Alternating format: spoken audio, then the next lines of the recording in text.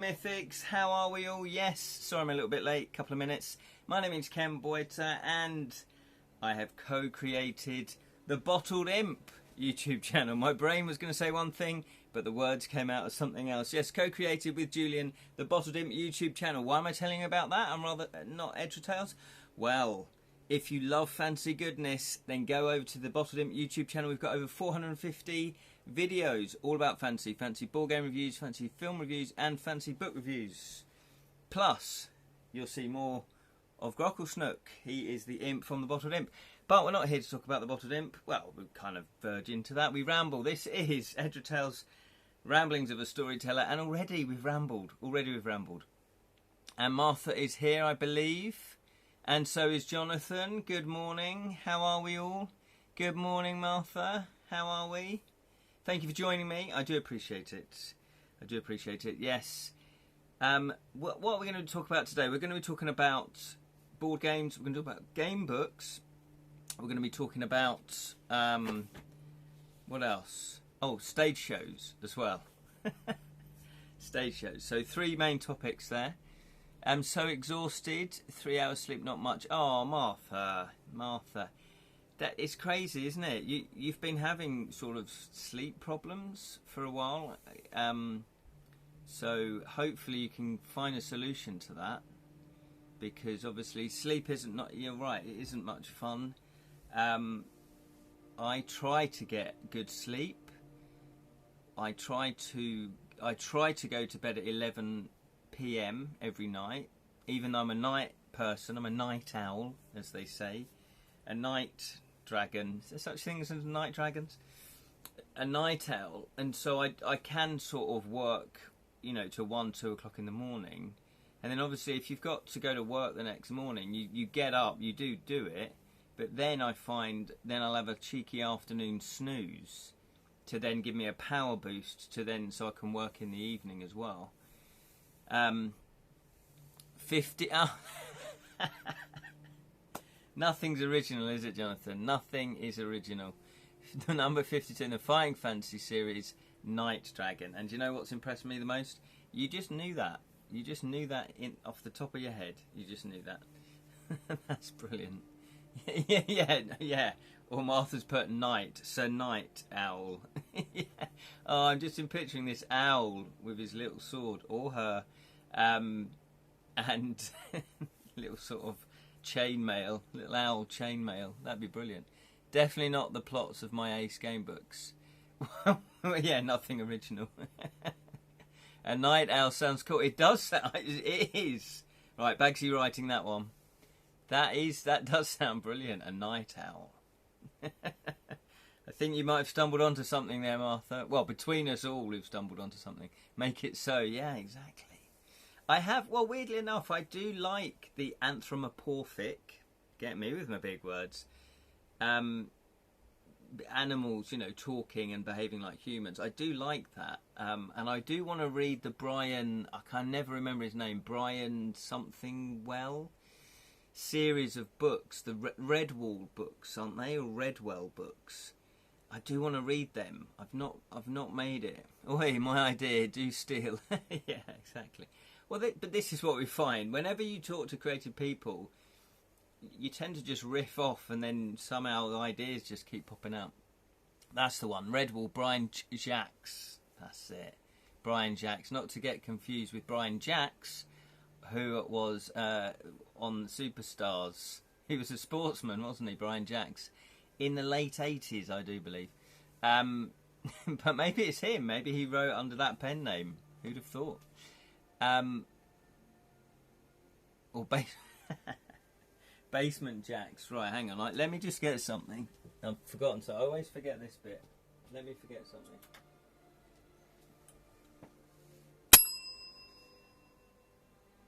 There we go. That's not normally needed till Jam gets here. Anyway, yes, so Basement Jacks. Remember Basement Jacks? What do you think happened this night? I spent 9 hours on a call with a buddy of mine. Oh, I see. Yeah, exactly. If you're 9 hours chatting, you're bound to come up with something. And it just happens accidentally. I was talking to, this was at UK Games expo, and I was talking to a designer, and then we just happened to, like that, a random thing happens, and we both looked at each other and went, is that a game idea? Have we just... So we're going to be working on something together. But yeah, Night Owl. But yeah, nothing is original. That is true. But there's a night dragon. A night dragon. It only comes out at night, presumably. But a night owl. Yeah. So I do want to read those. Redwall. But are they like? They were novels originally. Then there was the TV series, wasn't there? But also there was a series of kids' books, like picture books. For Odin's sake, finish one thing at a time. Yeah. Do you mean my sentence and what we're talking about, or my projects? Because that's how my brain works. It does. It just chops all over the place. Chops all over the place. People do get a little bit frustrated. Both. Yeah. People do get a little bit frustrated. The thing is, though, if you're talking to someone and you're focused on saying one thing, and then in fact, I'm going to blame you, Martha. You then come up with this night owl as a night, so that then got us. So you detracted. They are kids' books. I've only read the first one. Gary Chalk, original Lone Wolf. Oh, did he? Did he illustrate? Oh, that's right.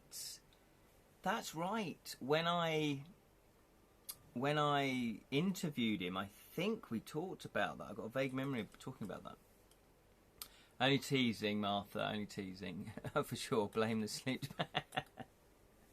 Exactly. Easy. When they're sleep deprived. Get them when they're sleep deprived. Yeah, but what I mean, Jonathan, is are they novels? I'll just show you a novel, just in case you're unfamiliar with what a novel is. Are they novels, with prose, or are they picture books? They're novels, right? And then they've got like just little illustrations at the beginning of each chapter. You're also hungry. Oh no, get some food down you. Quite chunky novels. Oh, brilliant, brilliant. Right, I definitely want to read one then. I should start with the first one. Although, as you can see, I'm reading the Silver Locomotive mystery. It's another railway detective story. They're really good. They're really good. They're just very simple. They're very solid. They're not hard. They're easy reads. They're but the topic, I guess, elevates them a little bit above holiday romance books. But they've got that feel because there's going to be nothing complicated. It's just solid novel writing. You can't knock books like these.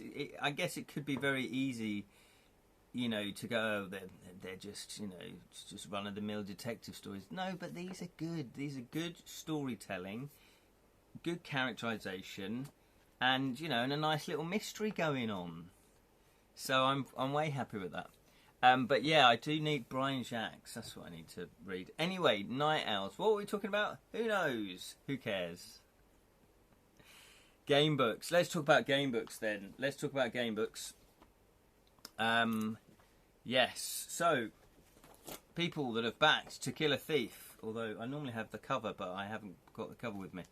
To Kill a Thief will be happy to know I have started...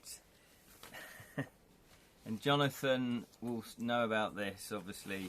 Well, and Martha, when you go and correct your own work, I've started the beautiful task of going through all the proofreading corrections. Now, I'm on... Oh, hello. Hello. Oh, it's an earthquake. Editing. Yes. Editing, it's one of those things. Editing is a necessary evil, if you like. So is proofreading. So this is boring. It's going through the boring part of making the corrections. But it's necessary, obviously, because you can't just put a book out with loads of errors in. And I guess, yeah, you both are backers, I believe. There's 4,309 comments on the PDF that Claire sent me. She's the proofreader. As long as Sally's going to do hers. She does her proofreading. She likes it printed out. And so Claire found 4,309. I got the hiccups for some reason. 9 comments to say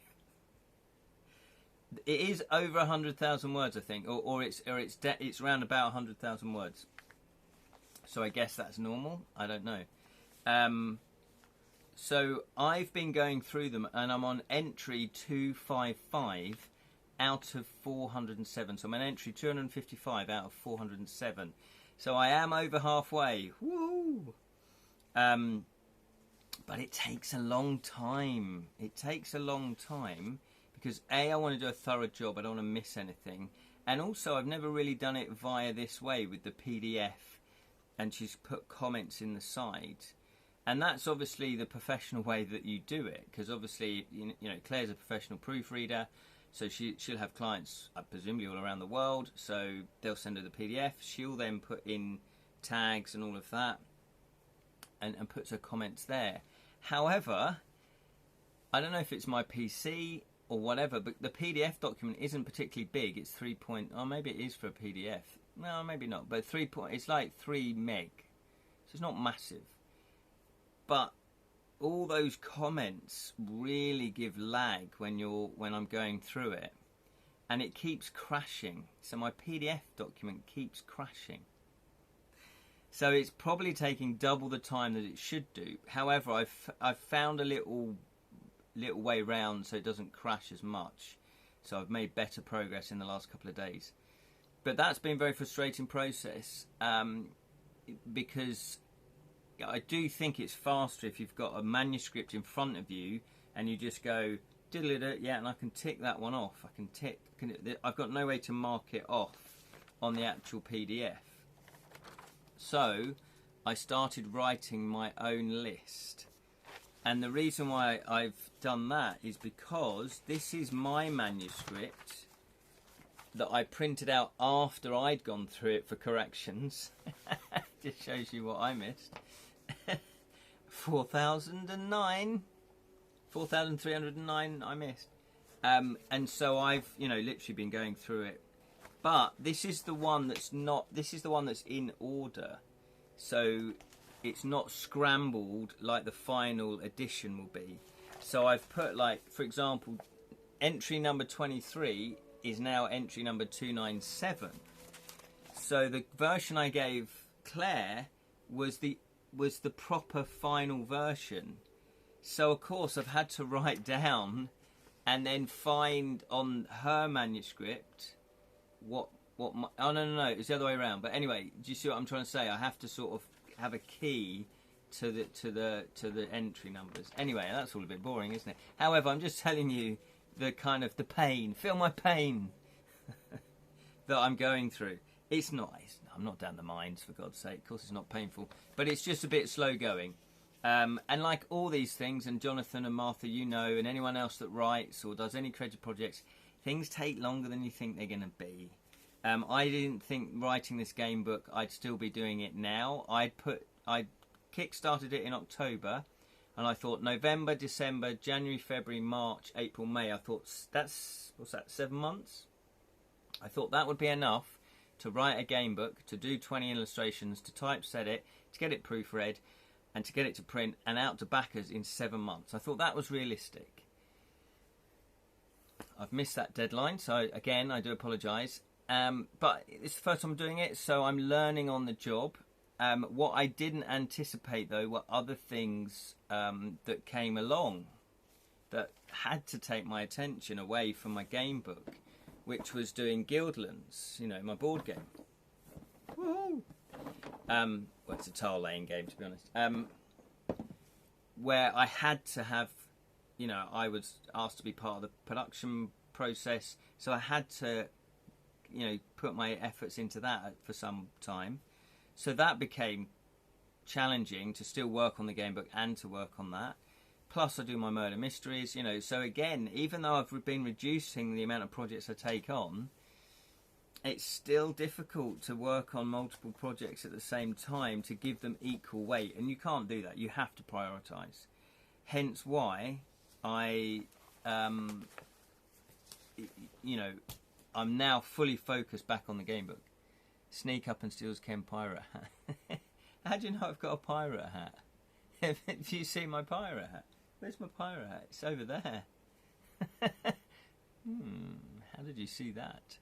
Mind control. You've obviously seen my pirate hat. Yeah, exactly. I will be writing. I do want to do a pirate.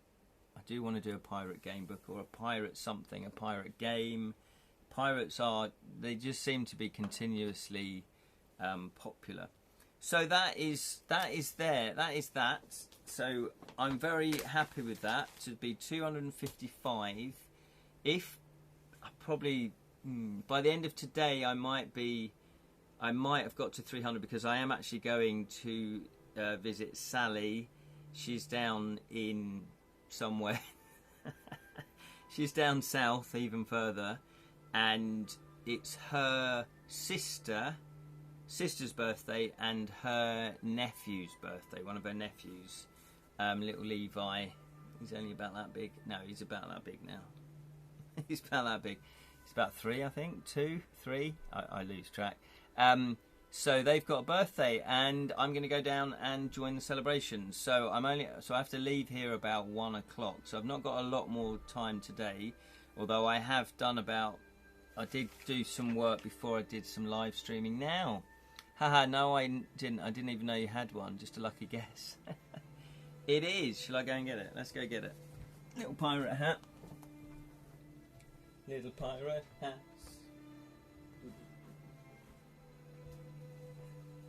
So, here's my pirate hat. It is, and weirdly enough, hang on. These, do you wear them like that? You don't wear them like that. That's ridiculous. You wear them like that, don't you?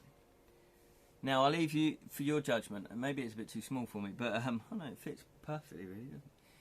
Tricorn, is that what they're called? Tricorn hats they're the only hats that really suit me. But I'm looking at them, I'm looking now thinking, this doesn't suit me. Now, the reason why I've got this hat, though, is because it was at UK Games. Oh, maybe you do wear them. You don't wear them like that. That's ridiculous. Although, yeah, of course, they couldn't put it there. Traitors Abroad. Traitors Abroad. Presumably it's a board game that they were promoting at UK Games. Hang on. Oh, is that how you wear it? No, that feels wrong. That feels more comfy. That's obviously how you wear it. Hey. So there you go. It looks more like a navy hat than a pirate hat. Oh, does it? Okay. Barnabas, not Noach, rocks a tricorn hat when he's promoting his Steam Highway. Yes, he does, doesn't he?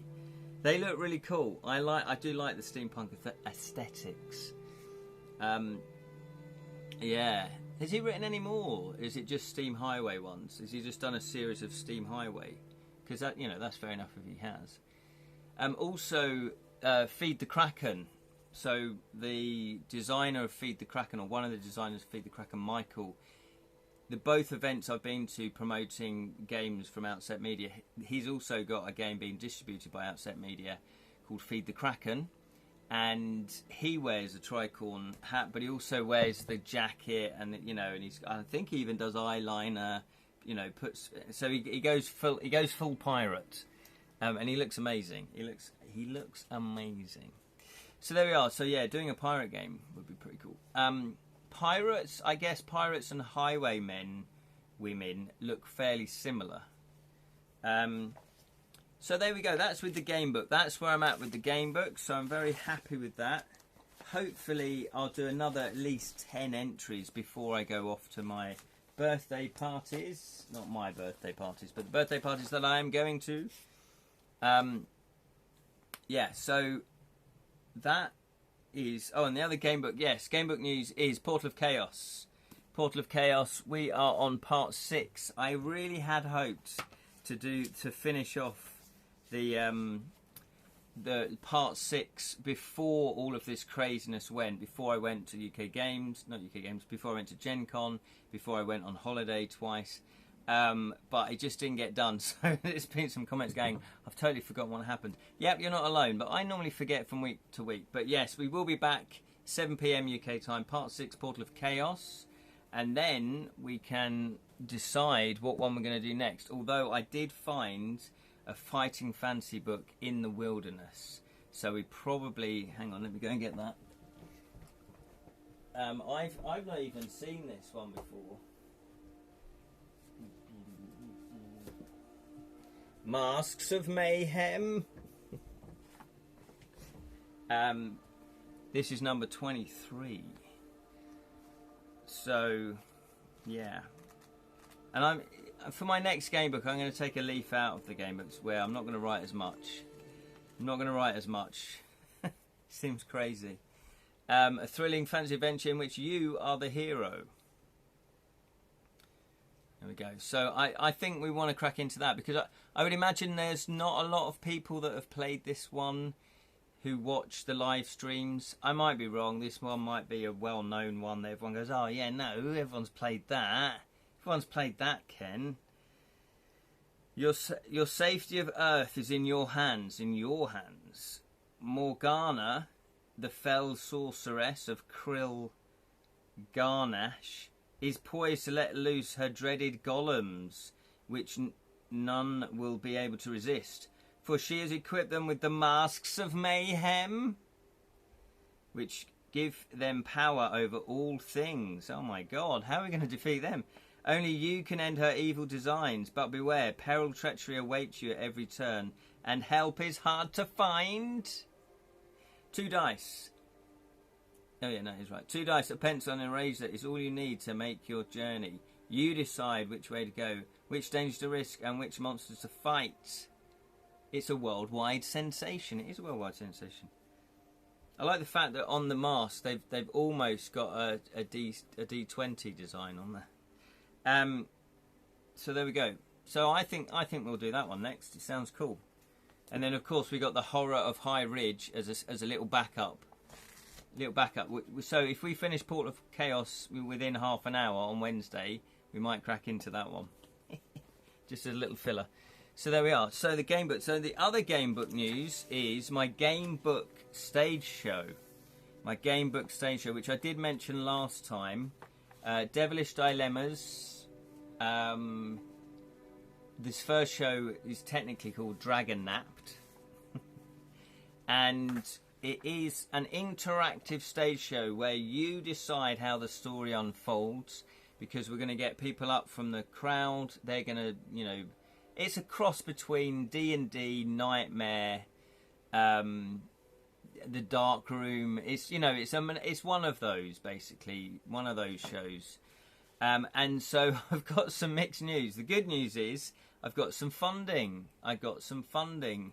And I got some funding from the East Hearts Council, because they're putting over September and October a sort of festival and it's just everywhere over East Hearts, so it's not in one specific location. And they are putting on interactive stuff.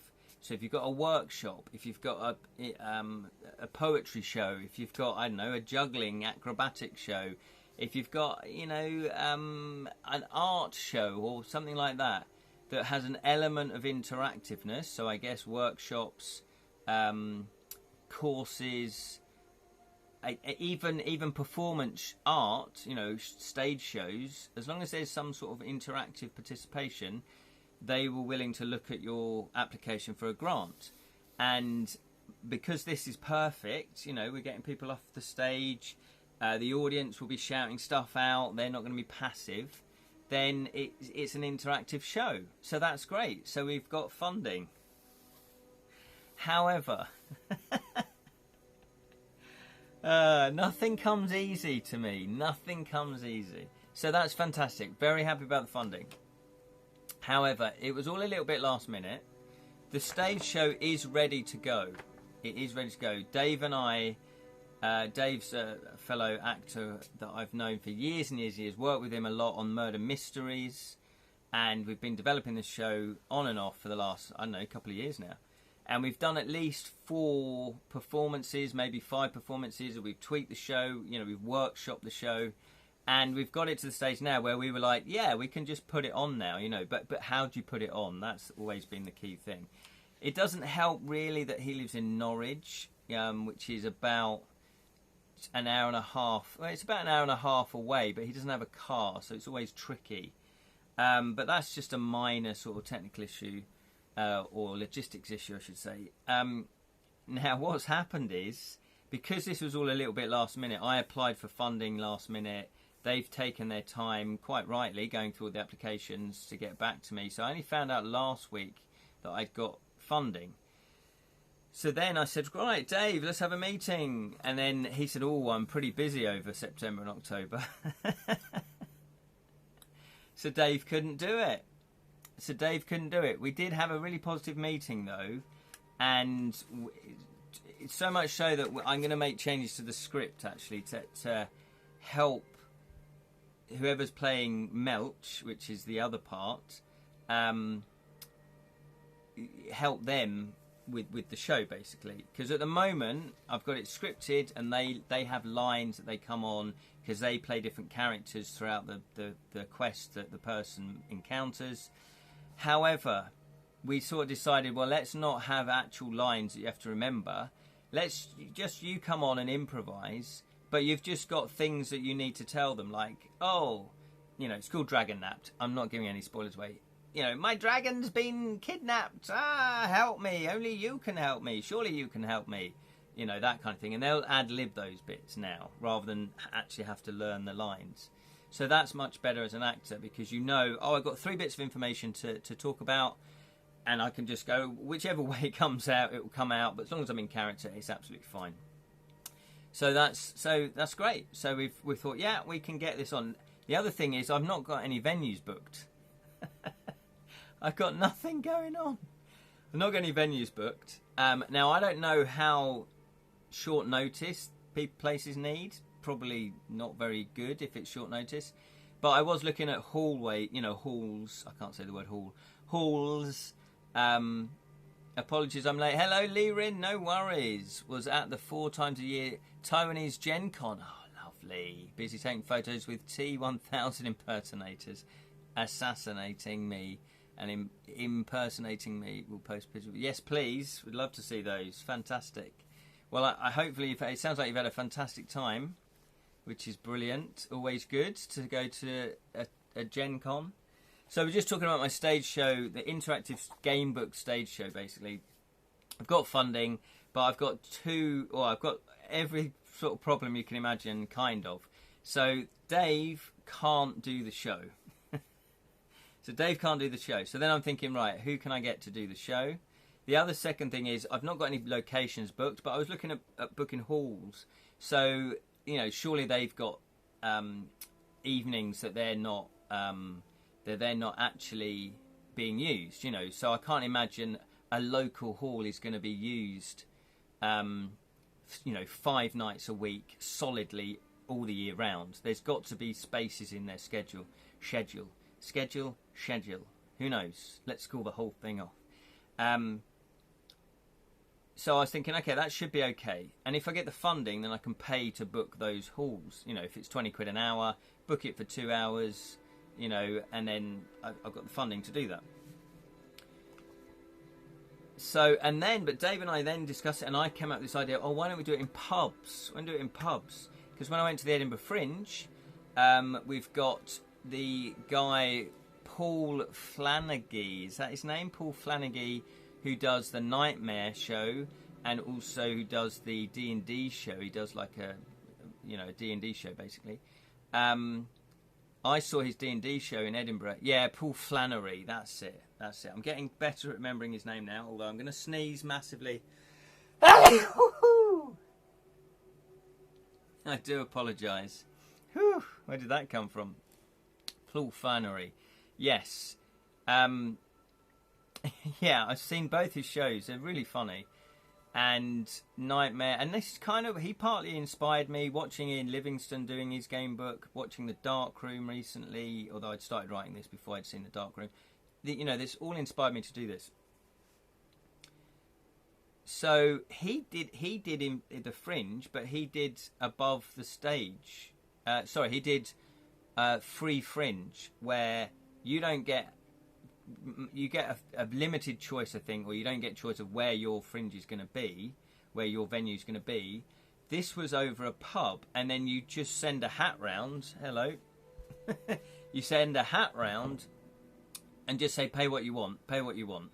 And he was saying, pay what you want. A £5 is pretty good, but pay what you want. But remember, a £5 is good. So, and that seemed to work pretty well. And he was popular, he's obviously built up an audience. It's D&D, and this sort of thing is getting more and more popular anyway. So that was the basis that I was working on, that it's free to public, but then you send around a hat. So then I thought, right, so I need an actor. I need venues. It literally was like, I genuinely didn't think I was going to get the funding. I thought, right, now I've got to do this. So I then reached out to a friend of mine, Vicky, who's a fantastic actress. She was Stumps in the original Storyteller's Apprentice, the first play that I wrote. And that,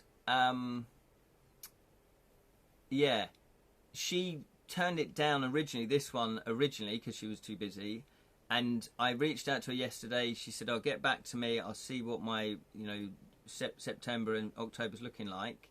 She chased up a few things that she was waiting to hear from, and apparently she's too busy. So, good morning, Jam.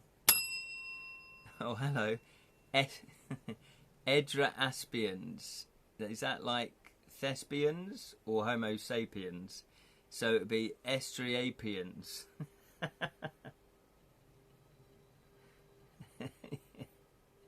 Extraordinaire. I quite like that. Then I got a text yesterday from Vicky saying that she was too busy, she can't do it. So either she's genuinely too busy, she can't do it, or that's just her polite way of saying, no, I'm not really interested in the project.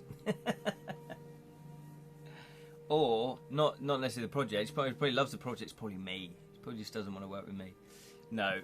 So for whatever reason, I have to take her at face value that she's just too busy, which is fair enough. She is, an actress. She needs to make sure she's got work all the time. That's what she does full time.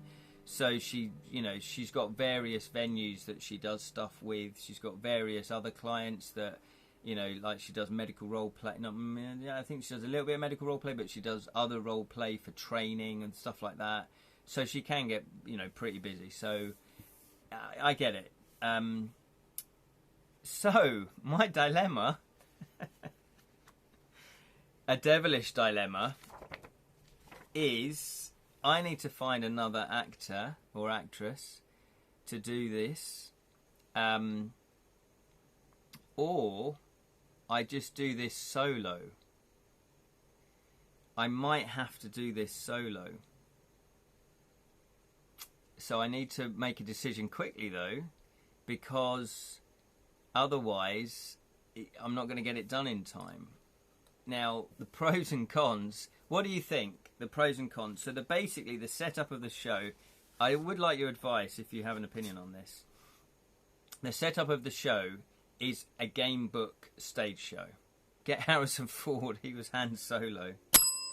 Thank you, Joe. I'm glad you're here with all the useful suggestions. Good evening, my mighty Alasian tiger warrior. I'm overtired and hungry writer. Get a packet of crisps. So the nature of the show is a game book stage show, okay? And what I'd like to do is I'm the storyteller, so I'm Loquacious McCarbre, and I'm your dungeon master, basically your story master, Ollie, or like when Ian Livingstone reads out his ones at UK Games. So the way I'd envisaged it was that I'm the storyteller. I'm making the decisions. You look down the corridor, you see a left door and a right door. Which door do you want to go to? And then the person from the audience who we've put up on stage just makes the decisions, and then the audience can either advise them or not advise them, etc., etc. So that is the basic premise of the show. However, I'd like also for them to meet other characters throughout the adventure that the audience could play as well. So we get them up, we give them some lines, and then, it carries on like that. Now, also, I'd also envisage a little assistant. Doesn't have to be little, because Dave's quite tall, actually, but an assistant that would come on and play other characters to keep the story moving and to add a bit of variety, and give them props, etc., etc. Give them props, or if they need a costume or whatever, put that on. How about Jam? I don't know where Jam lives. So that's at the moment it's a two-hander show where Dave, who'd be playing Melch, would come on. He'd be playing other characters, and then he'd sort of be, and also sometimes he'd just be coming on as himself, sort of thing, and helping people. But maybe so the question is, can I do this show on my own? Is what I'm trying to say. Because I haven't got Dave anymore, he's too busy, and I haven't got Vicky, she's too busy, and I can't think of anyone that's local, because I think they will have to be local. I don't know any other actors that are local I don't know any other local actors, basically. Oh, yeah, Jam's in Scotland, so that's not going to happen. But thank you for the suggestion, Martha, I do appreciate it.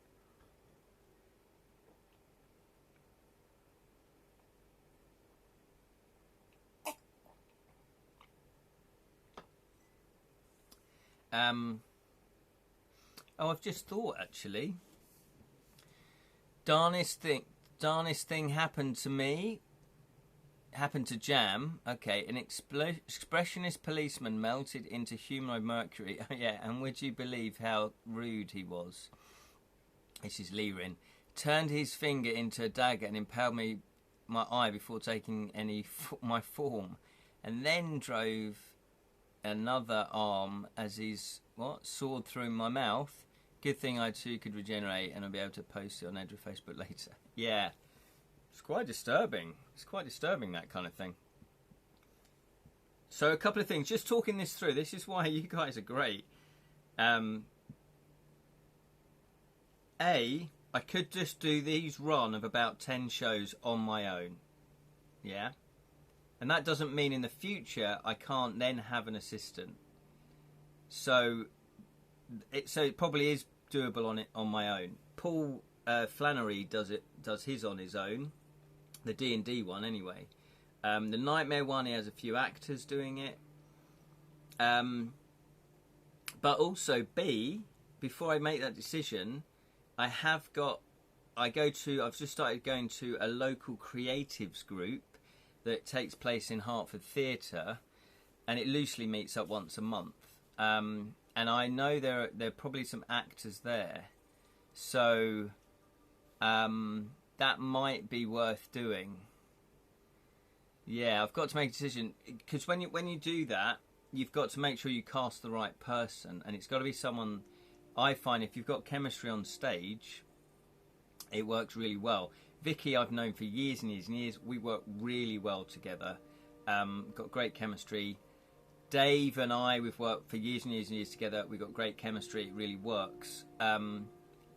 If I take on someone... Yeah, let me think this through even more. If I take on someone new, I don't know if the chemistry is going to be there. That's why you have auditions. But even then, it's like, is the chemistry going to be there? Is it not going to be there?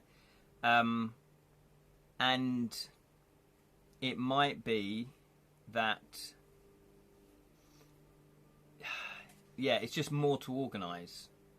And in theory, I've only got September and October to put these on. So I think, what do you think? Does this sound like a good idea? That I should do solo shows, because it's easier. And then at least I'll gain that experience. Even if I get 10 people each time. I think I should do them solo.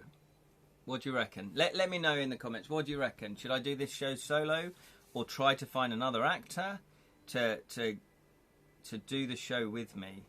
The thing is, I can't really pay them because the funding didn't allow for paying actors, because the show's meant to be for free, which I know sounds crazy.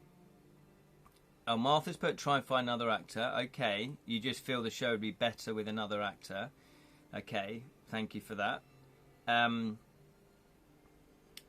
However, we've got a hat system at the end. Pay what you like. Pay what you like. Can you make one of the audience into assistants? Oh, Jonathan. Yes. Yeah. No, I don't want you to overwork yourself. Oh, okay. So both are very good suggestions. I think between you, you've come up with a solution. Like the FF ones, where someone has to roll the dice.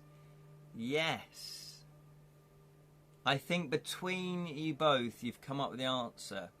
Because Martha's put, find another actor, because she's worried that I'll overwork myself, which is a fair comment. Because if it is just me all the time, you know, the audience might get bored of me. And also, yeah, I might overwork myself. And then Jonathan put, maybe get an audience member. I think go solo, much easier to organise, much greater flexibility. Yeah, that's what I started to think, talking this through with you guys. Or I can hint, go to England. Yeah. Oh, Martha, that would be fantastic. But, one day. Yeah, I haven't got the funding for that, unfortunately. But I think Martha and Jonathan, Leaving's put co-writers, large films with multiple scenes that have to be filmed simultaneously, do it all the time. What's that? What, they just go solo? Yeah, I think you guys have come up with the answer for me. Go solo. You're absolutely right, Jonathan. It is more flexible. I can just get on and do it. I don't have to worry about other people's dates. Can you do this date? Can you not do that? Etc. etc. It means I can get booking the venues, you know, lickety split quickly. It also means I can get the publicity out there, because you need to advertise this like billio. And also, yeah. Sorry, my brain's just going into. I was just thinking about how I could advertise it. Anyway, right, yeah, so there's that. So, yeah, so going solo seems like the game. But then get someone from the audience to be my assistant, and then I can berate them on stage. Yes, and then have like a... In fact, before I'd seen The Dark Room, I'd already... Well, yeah, we'd already come up with the idea that they get a terrible prize at the end. It's nothing new, so I'm sure John won't mind me doing that, even though he's got it out first. But you know, that was it. It was a lucky dip that they have a lucky dip and they pull out a prize. So, yeah, I reckon.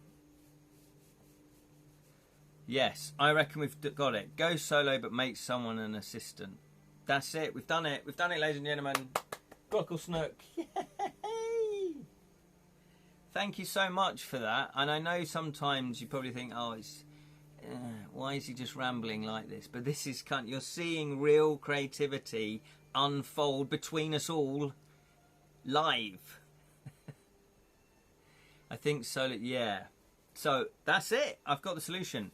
So I'm going to go solo. We'll get an assistant up first. And I need to alter the script.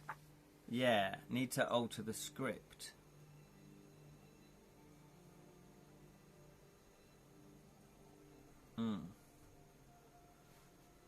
Because, and also I'll have a table of props. And it will say which props need going where. And part of the fun is them getting it wrong. We need a literal shorthand typewriter for us. He's only got short hands. He's literally got little... Oh, that's amazing. Thank you so much. This is why it's brilliant when you kind of talk about your creative projects, etc., etc. Obviously, feel free, guys. I know I don't always say it, but feel free to tell me what your creative projects are about, obviously, and how you're getting on. You know, sometimes people don't like to be reminded of, you know, their projects. Jonathan, for example. How is your Shakespeare versus Cthulhu? How's that going? But yeah, feel free just to put into the links and all of that. It's my day job. Yeah, that's true. It is your day job, and that is fair enough. That is fair enough. Yeah, you're probably sick and tired of talking about it or thinking about it. You're probably like me, where I get real tunnel vision. Once I'm on a project, that's it. I'm on that project, and then it takes, you know, even if you walk out the house. I went shopping yesterday as well. And I walked out the house and I was still in that work mode. My brain was still in that tunnel vision. And I got to the shop and I thought, oh, I'm here. Like, how I was such in a zone. So it takes a little while to unfold as well. Shakespeare versus has been laid out. That's what we like to hear. My son's now done the bonus chapter 2. Oh, fantastic. Your son has written the bonus chapter. Is that what you mean? Or, sorry, I'm slightly confused. Has your son laid out? Has your son laid out the manuscript? By laid out, you mean typeset? Is that what you mean? No, he's done the layout for the book. Oh, the layout. Yes. Okay.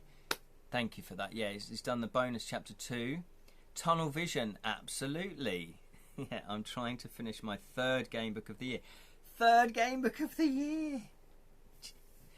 He's taught himself how to use Affinity 2 and typeset my book. That's fantastic. That's fantastic. That's really good. Yeah, because obviously it is cheaper to do that. Presumably you're paying him. I don't know, but you don't have to tell me those sorts of details. I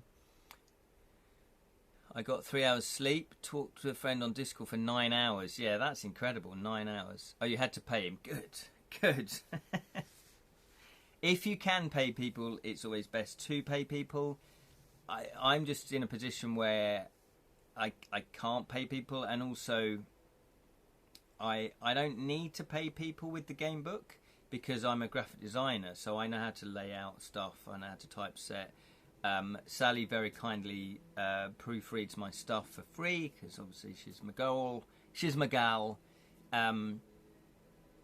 Whereas Claire, who is a professional proofreader and typesetter, very kindly said she'd do it for free, which was amazing. I didn't ask. You know, we, you know, when we catch up and that, I mentioned that I've been doing this, and she went, "Oh, I'll do it." And I went, "Are you sure? It's over 100,000 words." And she went, "No, I'll do it for you." You know, and I went, "Oh, that'd be brilliant."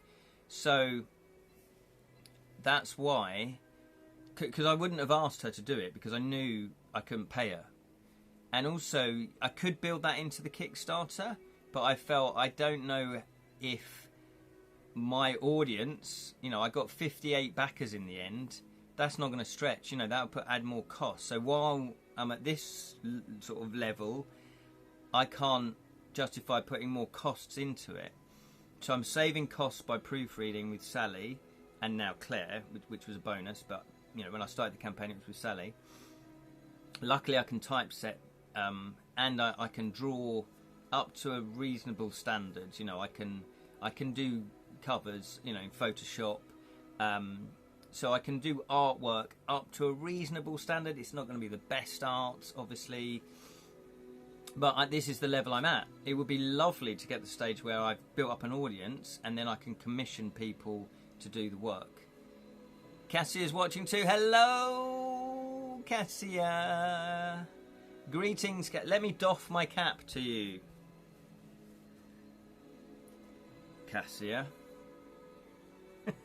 That was going to be more dramatic than I thought it was going to be. No, that was less dramatic than I thought it was going to be. So, yeah. So it's a very interesting thing. So it's fantastic that you're paying him as well. Presumably you already put that in the budget though. So with Jonathan's level, Jonathan can raise, you know, 10 grand Or was it, no, was it 20 grand? I can't remember now. She's laughing and said, boo boo. Thank you very much. Boo boo to you too. Boo boo. Yeah, Moby Dick on Starboard. Yeah, Moby Dick. Moby Dick on Starboard. Yes, it was in the budget. Yeah, yeah. So Jonathan has built up such an audience now, which is fantastic. That you can raise 15k. That's amazing. As an independent author, that is an amazing achievement. I can't, you know that, Jonathan, but I can't stress that enough. How amazing that is. So that said, I've lost the thread now, obviously, of what I was talking about. Yeah. Oh, your other people's projects. There we go. Other people's projects. So that's amazing. So yeah. So it's all laid out. It's all typesetting. So it should be going to the printers relatively soon, I would imagine. Now, what I've got to do with my game, so the downside though is yes, I'm saving money, but it means that I have to do everything, and there's only one of me, and therefore I have to do one thing, then the other thing, then the other thing, then the other thing. Whereas if you're paying people to do other things, it all works concurrently. So while you're writing the game book, the illustrator can be illustrating the game book. While someone's typesetting the game book, you can be, I guess, looking into printers or looking into, you know, the logistics of stuff. You can do backer surveys, all of that. You can do updates. That's the other thing. It's like I keep forgetting to do updates because I'm just working on the game book. So I did an update the other day actually saying that I've started proofreading it and we're halfway there. Do you see what I mean? So obviously if you're paying other people, there's more people working on the project. Hopefully that project can be done in a quicker time. Unfortunately, I'm not at that stage, so I'm going to have to just finish off the proofreading corrections.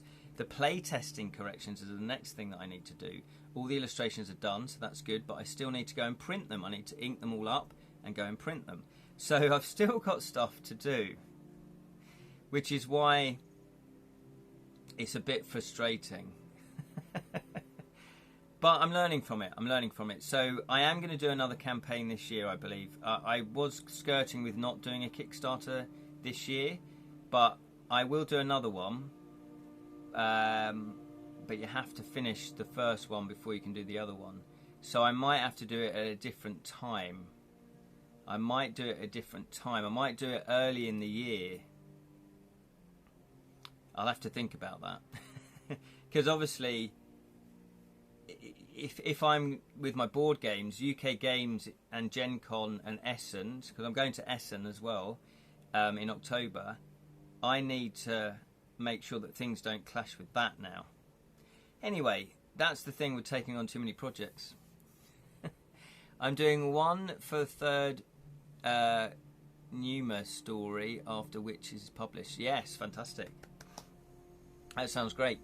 Oh, and the other thing I need to do after I've written this game book is I need to write the mini game book for Jam and I's combined one, which should be quicker because it's a shorter thing. It's only going to be 100, maybe 150 entries, and also I'll do maybe one or no. We did. I think we said no illustrations. I can't remember now, but it's going to be quicker to do, so I need to do that. So yeah, which is good though. It's good, and the thing is though, and the reason why I started to do so many different projects in different directions was you don't know which one's going to take off. So it's almost like, you know, does the stage show take off? Does the board games take off? Does the writing take off? And I enjoy doing all of them. So it's about project management, isn't it? But you only really learn by doing. You only really learn by doing. So I'm now going to do the stage show solo, and who knows? We'll get an assistant up, first of all, to be my assistant. That might work out brilliantly. And then I will never go back to having another actor doing the show. It would just be me and an assistant. So, Jonathan's put out, I'm always juggling at least 3 projects. Yeah. It does make a massive difference if you are full-time.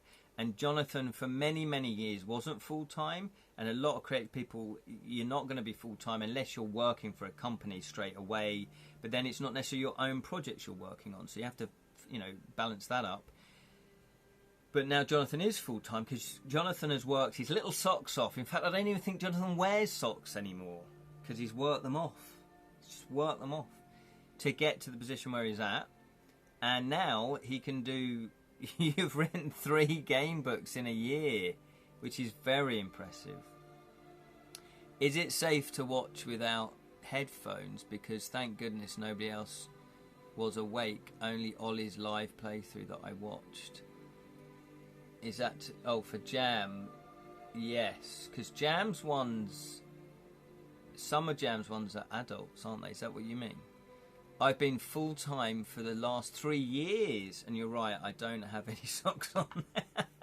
That's just the psychic in me there. No, it's hard work. But you watch all the people that... You know when people are working hard because they have no socks. They have no socks. You've been working for the last 3 years. That's very impressive. That is very impressive. Yeah. And this is why I'm putting in so much hard work now, is A, because I want to retire at some point. And B, I want to be doing creative stuff full time. So that's board game design, stage shows, put on my own stage shows, and game book writing, novel writing, and my psychic mediumship. Those are the 5 things that I want to be doing full time. And the only way to do it is by, you know, working hard outside of your job. Now, I've got a part-time job that I do. It's 4 days a week. It's only 6 hours, so it's 8:30 to 4:30. Sorry, 8:30 to 3:30.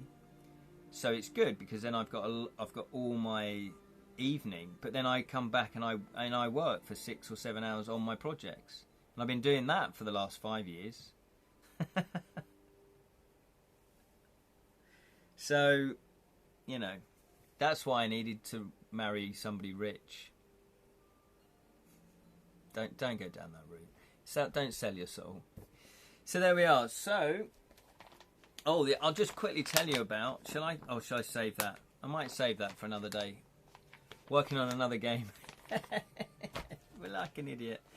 Working on another game. So I'll just tease you with it. Kedrick and I, we did a bit of sightseeing when we were in Canada. We went up to see his tower, and and it's got an outside view, so you can see as you go up. And I looked out there and I went, oh no, that's making me feel sick.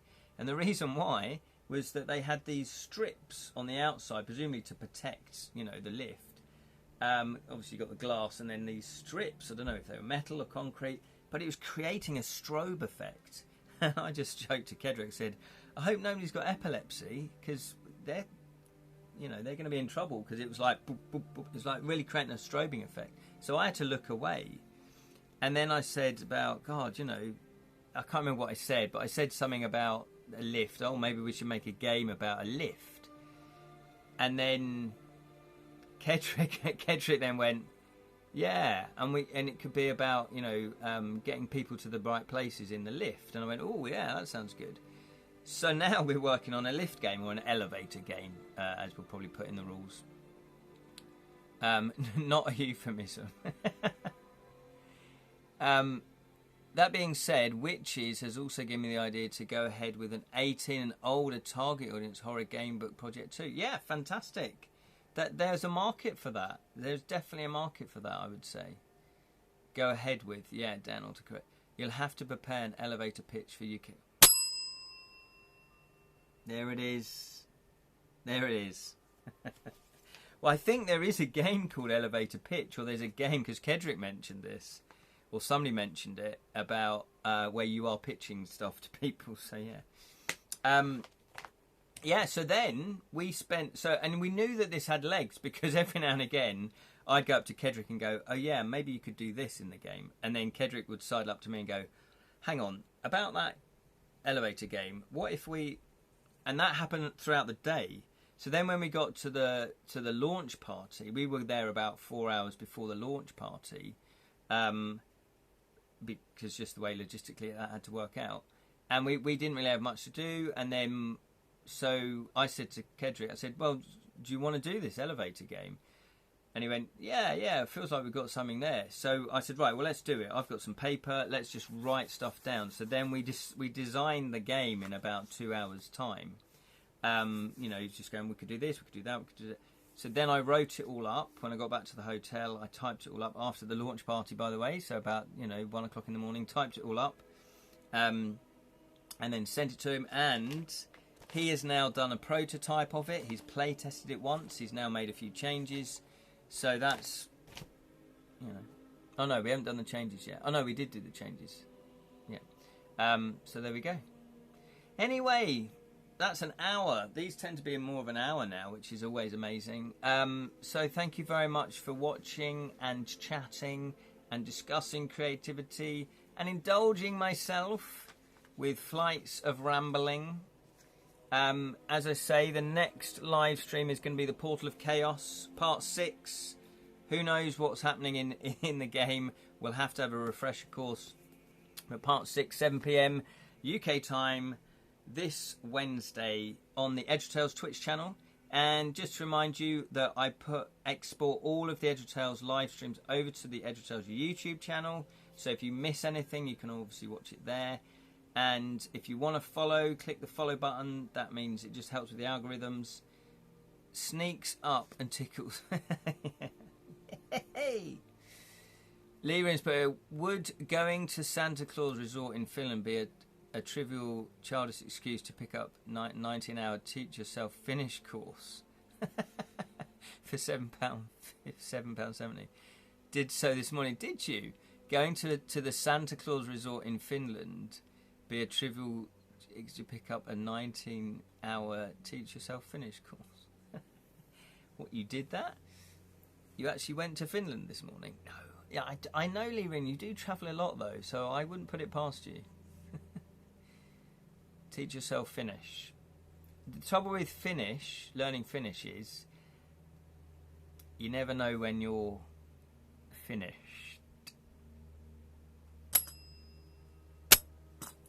Right, I think we need to I think we need to get out of here. Cheap views on Streambots. Hey, hello, we've not seen you for a while. Thanks for that. Alpha77. Cheap views on Streambot. Well, space, because obviously, you know, spams. But Santa made it a bucket list item. Oh, okay, not yet. Oh, okay. Well, Santa, he does like people travelling. I don't know. Anyway, thank you for watching. I do appreciate it. Apparently, it's Tolkien's Elvish is based on Finnish. Oh, is it? He was a master of languages, apparently. Well, not a master, but you know, he liked languages. Oh, no, he did.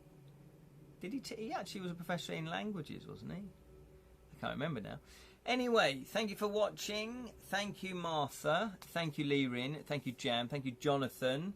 Thank you to anyone else that watched and didn't comment. I do appreciate it. If you do want to follow the channel, it all helps with the algorithms. Click the notification bell. You may or may not get a notification when I go live because Twitch is a bit glitchy like that. And also, if you go over to the Edra Scrolls YouTube channel, you can see all of the videos that I've posted up for the past however many years and enjoy that. And if you want to click the subscribe button as well, that would really help with the algorithms and also turn on notifications. And I don't often advertise this, so I should advertise it more. edratales.com. Go to edratales.com where you'll find all my creative projects. You'll find my board games, the Crooked Crown and Guildlands, and all about those. Videos on how to play, reviews. Oh, in fact, breaking news. Tom Vassell of the Dice Tower, who's a god in the reviewing world, he scored the game 8 out of 10. That was just on BGG. So I'm assuming he's going to do an actual video review of the game as well, which would be fantastic. So that was for Guildlands. He scored that 8 out of 10. So when I say it's a good game, don't just take my word for it. Anyway, thank you all for watching. Do appreciate it. Have a lovely, lovely, lovely Saturday and the rest of the week. I will see you, hopefully, this Wednesday, 7 PM UK time, where we're going to do part 6 of the Portal of Chaos. But don't worry if you're new to that, because we'll have forgotten exactly where we are as well. So we're definitely going to be doing a bit of a recap, so you'll be catching up. And then I'm pretty sure we're going to move on to the Masks of Mayhem, because it is a bit of my quest to actually do more fighting fantasy, because I think as a kid I only did about 5 or 6 of them. I know, shock horror, but they had that much of an impact on me. Good night to everybody. Good night, Lerin. Thank you. Will Gillians be at Dragon Meet? I don't think it will be. I don't think it will be. No is the answer to that, because Dragon Meet I don't think is big enough for them yet. I know that sounds, you know, snobbish and that, but I want the Messengers Guild. I know. We've had a lot of people wanting the Messengers Guild. So yeah, it's one of those. It's one of those things. It's been a bit. I've had one comment on BGG. Somebody said, "Oh, you know, these companies that do the exclusive. I'm turned off the game now because there's a guild that I'm missing out on." And I thought, all right, fair enough. But can you not see it from the other side? It makes sense to do something exclusive to something because you're encouraging people to buy that thing at the time. It is just a marketing device. The game, you don't need the Messengers Guild at all to play the game. So, but I can understand that point of view. It's going to be at XL this year. Is it? Oh no, sorry. Not Guildlands. Yes. Dragon Meet. I think eventually, in fact, let me make a note of that. I think eventually Dragon Meet. I might come along to Dragon Meet this year. It all depends. It might clash with something.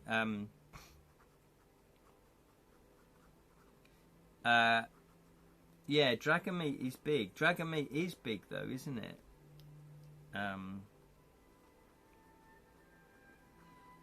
What I do know is that they don't make money at the stands. They don't make money at these events, basically. See you later, Martha. Thank you for watching. Appreciate it. It's going to be bigger this year. Yeah. I know that previously they don't make money, especially if they're a Canadian company, because Dave flies over, who owns the company. He has staff that he flies over to do the demos. He hires the space. He's got to get his stock all shipped over. So at Gen Con, they broke even, and they're very happy with that.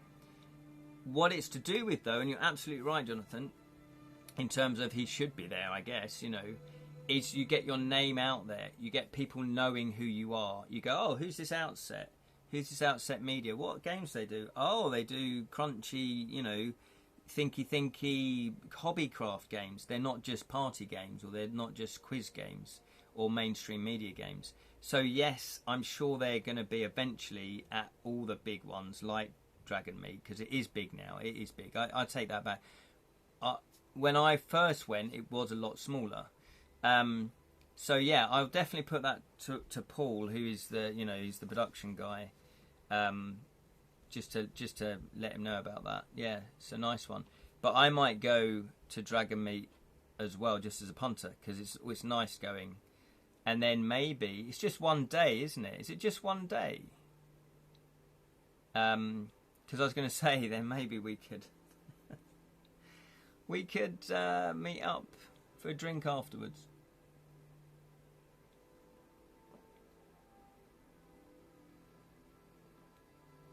There we are. I've rambled on for another 8 minutes. So I should never ask a question and then wait for it. Yeah, that sounds like a plan. Yes, exactly. Right then, all you lovely people. I will talk to you soon. This Wednesday, 7 PM, is the next live stream. Thank you very much. Thank you, Jonathan. Thank you to everybody that watched. I really do appreciate it. Have a lovely Saturday. I will let you get on with your day. Now, go away now. Was it like, go away. Nice one, guys. See you later.